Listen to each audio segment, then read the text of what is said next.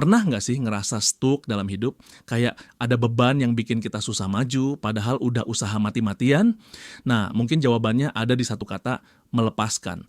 Tapi, gimana caranya? Di buku Letting Go, karya David R. Hawkins, ada konsep unik tentang bagaimana kita bisa benar-benar melepaskan emosi negatif dan hidup lebih ringan. Sound simple, tapi ada satu masalah besar. Kebanyakan dari kita malah ketahan sama emosi itu sendiri. Gimana cara kerjanya? Yuk kita bahas. Part 1. Kenapa kita sulit melepaskan? Kita sering diajarin buat mengendalikan emosi. Marah, sabar, sedih, jangan nangis, takut, beranikan diri.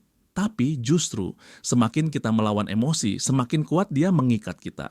Hawkins bilang, kunci utama buat benar-benar bebas adalah menerima dan mengizinkan emosi itu ada, tanpa mencoba mengubah atau melawannya.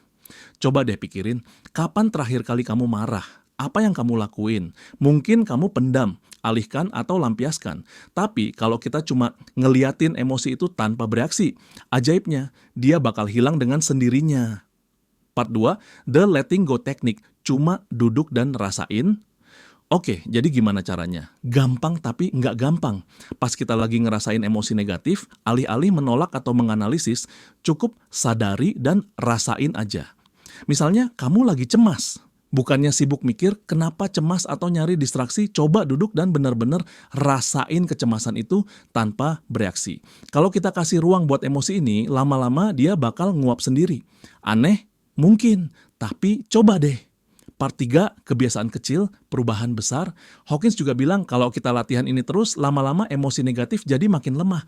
Hidup jadi lebih damai, tenang, dan nggak gampang keganggu sama hal-hal kecil. Jadi pertanyaannya, apakah kita siap buat beneran melepaskan, atau kita masih keasikan nahan beban yang sebenarnya nggak perlu? Kalau kamu suka insight kayak gini, jangan lupa like dan subscribe biar nggak ketinggalan video tentang pengembangan diri dan mindset sukses.